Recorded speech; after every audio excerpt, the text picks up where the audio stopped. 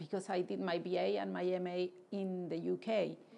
So, and when you study art outside, say in Europe in this case, all my reference didn't have much to do with Latin American art.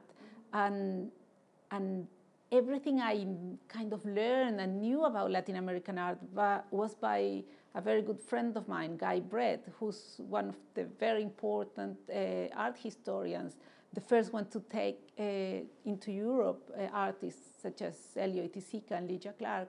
So he was always telling me and talking to me about Latin American art. But when you're immersed in studying in Europe and all your references are from there, it seems very distant.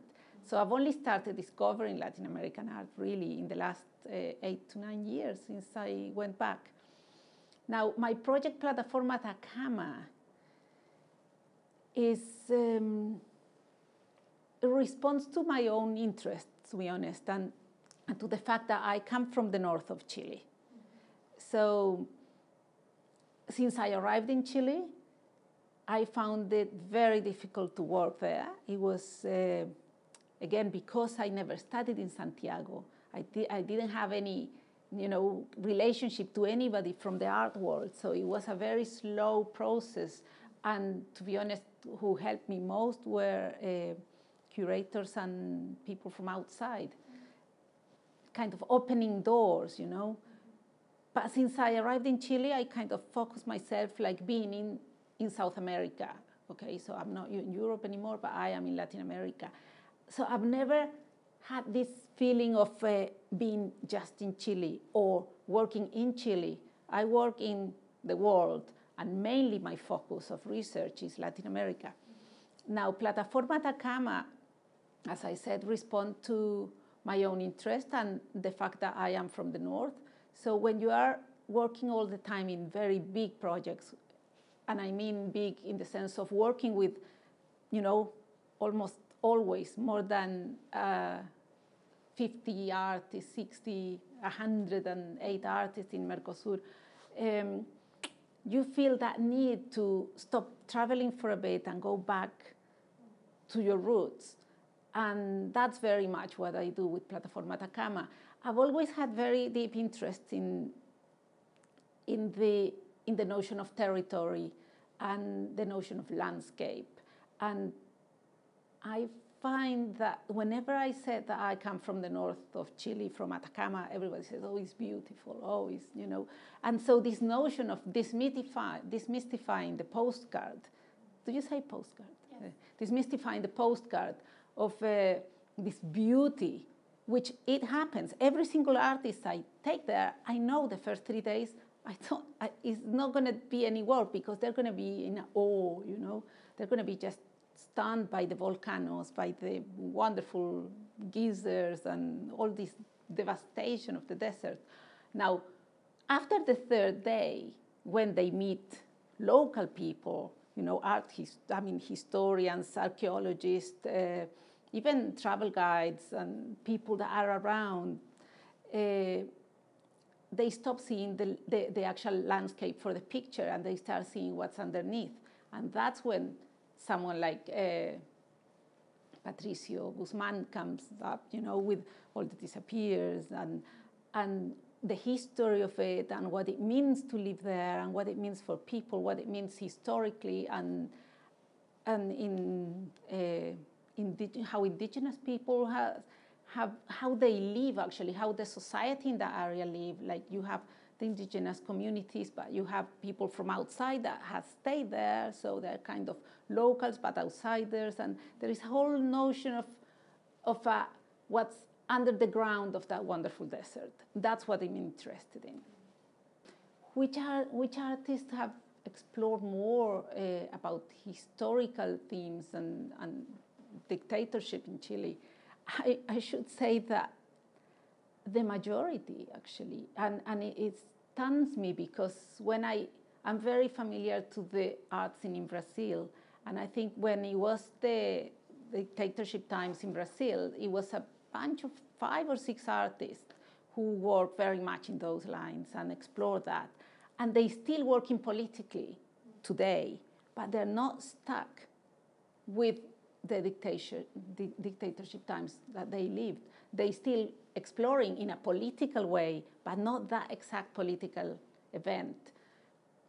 And in the case of Chile, it strikes me that every time, for example, colleagues go to visit, and I introduce them to so many different artists, everybody is taken by this amazing capacity to just give so much importance to that time and the political. I mean, I think it's Gerardo Mosquera actually who says that there is no naivety. I'm not sure if it was Gerardo, but someone has said, and I think that's so much true. I mean, there is no sensuality in the work, but there is very strong language and very strong way to express everything that was lived in those years. But I think, to be honest, something that happens in Chile is that artists produce at a very slow pace. Not all artists, but it's a lot of research, it's a lot of brains in the work. So the actual production of pieces of art itself is much slower than in other countries. It's too much brain, but sometimes in some of the cases it's so much brain and it's so much thought and research, but the actual piece doesn't tell you everything and doesn't tell you much, you know. So I think it's a balance there that, and I blame the universities. The way art is taught in Chile, still very old-fashioned and very constrained in subjects and techniques. And so they are very strict for like 5 years in university studying, and on the 5th year they want them to be creative. And the poor student of art, you know, has been having to do drawing, painting, printmaking, sculpture, and has had to work with wood and with stone and stuff like that. When, I mean, I never had the experience of studying in Chile, but in the UK, for example, you just follow what your interests are, and what is that you're following is the focus. And everything that's around, you know, you either take or leave, because if it doesn't inform what you're looking for, you're not going to waste your time. And in Chile, it's totally the opposite. Well, everybody says that the biennial format has been exhausted. And I think, in a way, is not exhausted. I mean, the idea of having an event that is recurring in time, that it happens every 2 years or every 3 or every 5, like Documenta, I think they're very good. And I don't see what's the problem that more of them are coming up. I mean, there is 220, I think, the last time I read about it, 220 something. Even if it's 400, I mean, not everybody has to see everything. And these events are not made just for the artwork. They're made for the people from the place where it takes place, you know.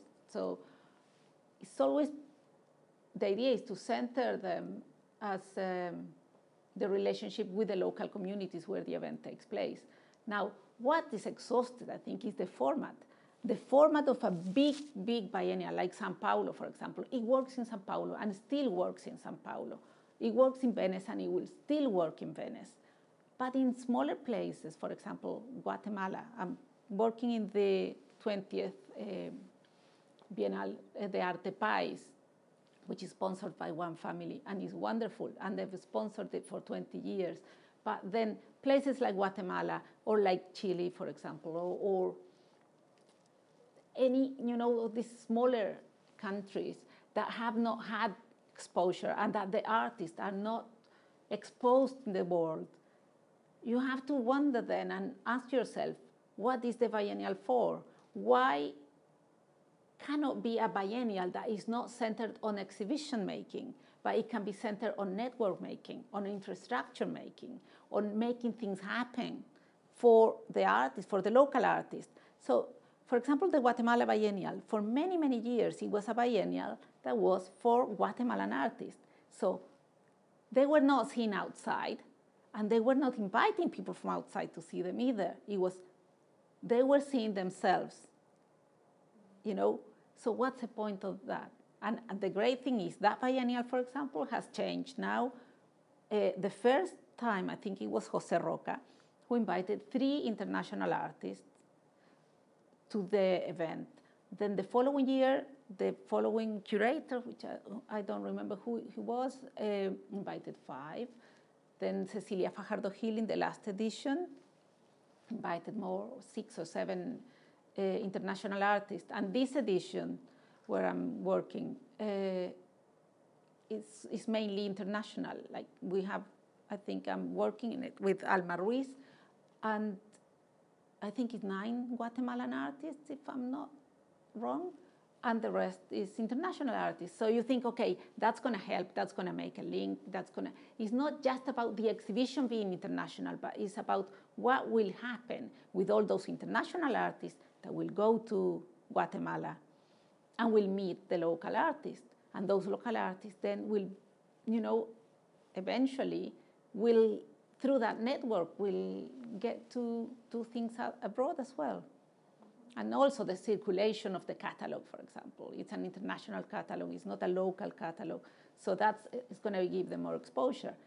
Now, to me, if you ask me what would be the ideal biennial in places like that, in places that the artists are not that internationalized, it's totally different. I would do something absolutely different. I would center it in network, in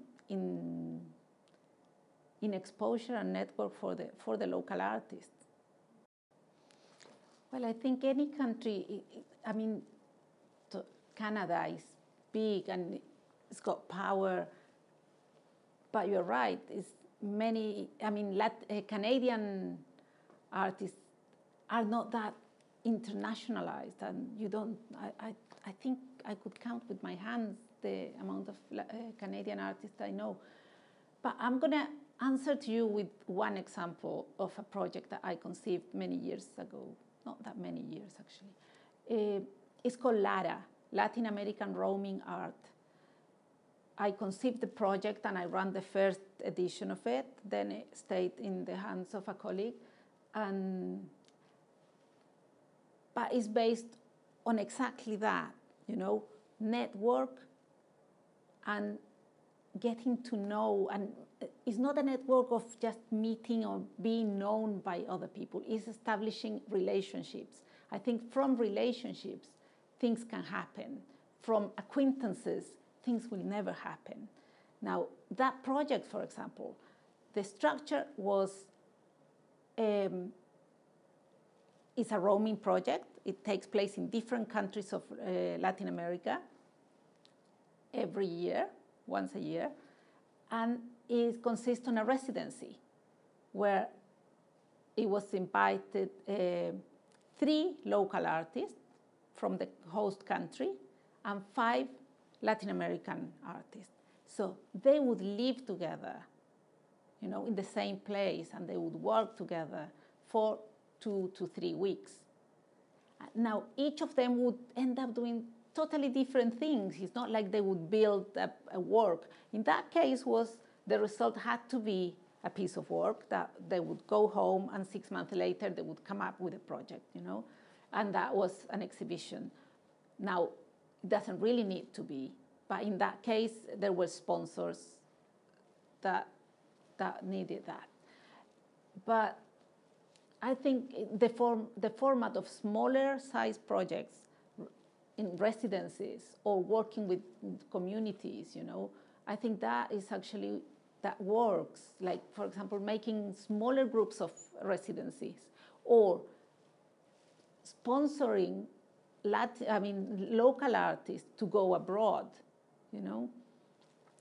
that helps so much. It's totally, totally different. What the result can be, it won't be just one big exhibition. Maybe, you could have, international artists coming here in groups, in smaller groups that they're residents together with Canadians. And those relationships will last forever. I see the results after 3 editions of LARA. the relationships between artists and how many times artists from one place have talked about the work of the other one, and then they get invited and things start happening. And I see, for example, I invited the first edition, I worked with Jose Roque as well, and we invited a Chilean artist. And since then, she's been exhibiting in the countries of the other colleagues that were in that exhibition. So I think that kind of thing actually makes things happen. The big show is totally collateral in those cases.